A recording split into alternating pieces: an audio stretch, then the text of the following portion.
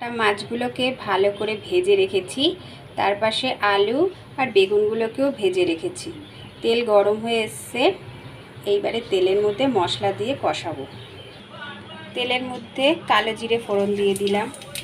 এখানে একটা মশলার পেস্ট করে রেখেছি, 4 চামচ গোটা জিরে, 3 চামচ কালো সর্ষে আর 4টে শুকনো লঙ্কা আর ধনে পাতা সব একসাথে পেস্ট করে রেখেছি।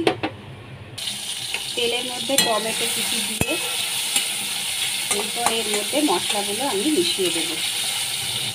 1 চামচ নুন, 1 চামচ হলুদ গুঁড়ো। টমেটোগুলো হয়ে গেছে, এবার এর মধ্যে আমি এটা ঢেলে দিলাম।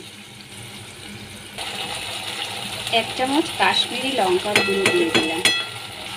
মশলাগুলোকে ভালো করে কষিয়ে নিতে হবে। এবার এর মধ্যে আমি সামান্য একটু জল দেব, যাতে নিচে লেগে না যায়।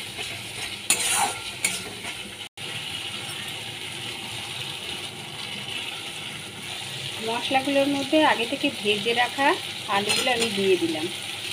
এর মধ্যে আমি এবার জল দিয়ে দেবো। মশলা কষানো হয়ে গেছে, ঝোলটা ফুটছে, এর মধ্যে আমি একে একে মাছগুলো আর বেগুনগুলো দিয়ে দেবো।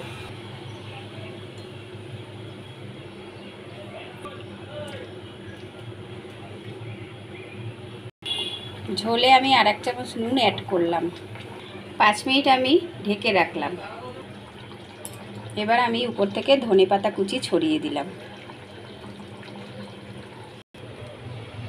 আমার এই রেসিপিটি একবার অবশ্যই ট্রাই করবেন।